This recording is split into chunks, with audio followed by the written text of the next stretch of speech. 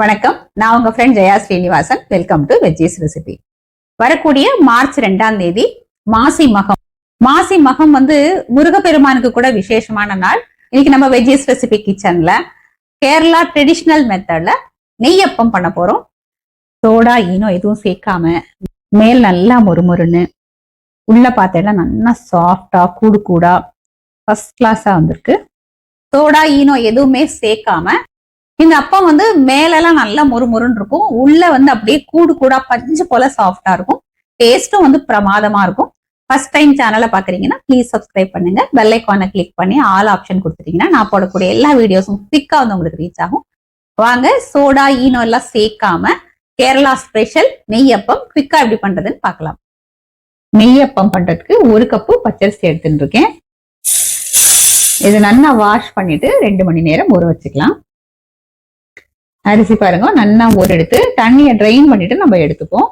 ஸ்டவ்ல ஒரு பேன் வச்சுட்டு நம்ம அரிசி அளந்தோம் இல்லையா, அதே கப்ல 1 கப்பு வெல்லம் நல்லா பொடிச்சு சேர்த்துக்கோங்க. 2 டேபிள் ஸ்பூன் ஜலம் விட்டுக்கலாம். வெல்லம் நல்லா கரைஞ்சி கொதிச்சு வந்தாலே போதும், பாகு எதுவும் வர வேண்டியதில்லை. வெல்லம் பாருங்க நல்லா கரைஞ்செடுத்து இது போல நுரைச்சி கொதிச்சு வரணும்.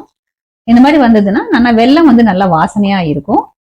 இப்ப ஸ்டவ் ஆஃப் பண்ணிக்கலாம். இது கொஞ்சம் சூடு ஆறட்டும்.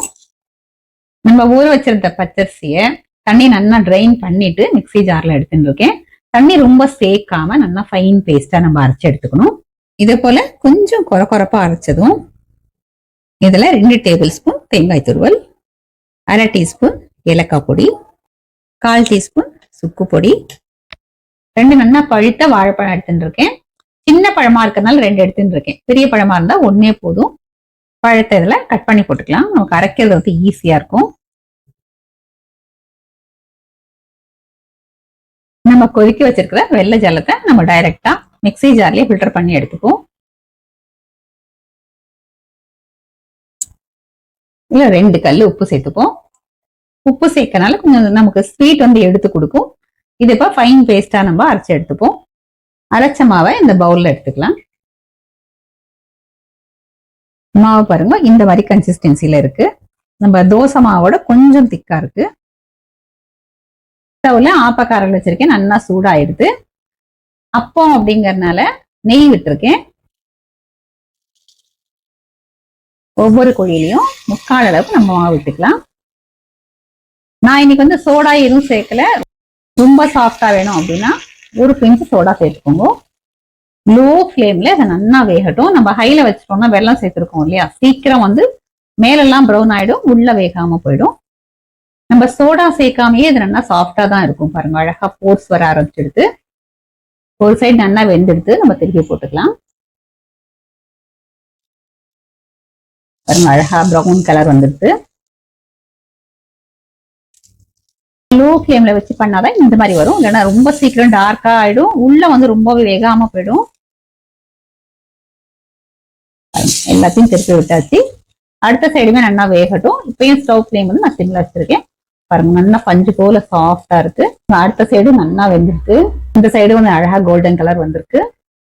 நம்ம இதை அப்படியே பவுல்ல எடுத்துக்கலாம். பாருங்க எவ்வளவு ஃபர்ஸ்ட் கிளாஸா வந்திருக்கு. இன்னும் சாஃப்டா இருக்கு பாருங்க, நல்லா மெத்துன்னு இருக்கு. நெய்யப்பம் பாருங்க ஃபர்ஸ்ட் கிளாஸா வந்திருக்கு. இந்த போர்ஸ் பார்த்தாலே நமக்கு தெரியும் இது எந்த அளவுக்கு சாஃப்டா இருக்கும்னு. பாருங்க உள்ளேயே நான் காமிக்கிறேன். பாருங்க நல்லா கூடு கூடா வந்து ரொம்ப அருமையா வந்திருக்கு. கேரளா ஸ்டைல்ல நெய்யப்பம் ஃபர்ஸ்ட் கிளாஸா ரெடி ஆயிடுது. எந்த அளவுக்கு வந்து சாஃப்டா வந்திருக்கு, உள்ள கூடு கூடா வந்திருக்கு அப்படிங்கறத நம்ம பார்த்துட்டோம். சுவாமிக்கும் வந்து நைவேத்தியம் பண்ணியாச்சு. பிரமாதமா இருக்கு. மேலெல்லாம் நல்லா மொறுமொறுன்னு, உள்ள நல்லா பஞ்சு போல சாப்பிட்டா அருமையா இருக்கு. நம்ம சேர்த்திருக்கிற வெல்லம் வந்து கரெக்டா இருக்கு.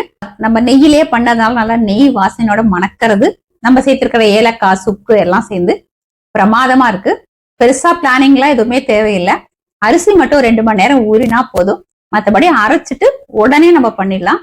நான் இன்னைக்கு சின்ன சின்னதா இருக்கனால 2 வாழைப்பழம் சேர்த்திருக்கேன். நான் பெரிய பழமா இருக்குன்னா 1 பழம் சேர்த்திருந்தாலே போதும். நான் வந்து இன்னைக்கு தேங்காயை அரைக்கிறதே சேர்த்து அரைச்சிட்டேன். அதுவே வந்து நம்ம கொஞ்சம் நெய் விட்டு தேங்காய் நல்லா செவக்க வறுத்துட்டு நம்ம சேர்த்துக்கலாம். தேங்காய் துருவலையும் வறுத்துக்கலாம், இல்லைன்னா சின்ன சின்ன பல்லா கீறி அதையும் கூட நம்ம வறுத்து போட்டுக்கலாம். வாழைப்பழம் வந்து நம்ம கண்டிப்பா சேர்த்துக்கணும். அப்பதான் வந்து சோடா எல்லாம் சேர்க்காம இந்த அளவுக்கு நல்லா சாஃப்டா வரும். கேரளால வந்து தேங்காய் எண்ணெயில பண்ணுவா, இல்ல நெய்யிலையும் பண்ணுவா. நம்ம வந்து நெய்யில பண்ணிக்கலாம், இல்ல நெய் பாதி எண்ணெய் பாதி கலந்து கூட பண்ணிக்கலாம். ரொம்ப வந்து எண்ணெயோ நெய்யோ குடிக்காது.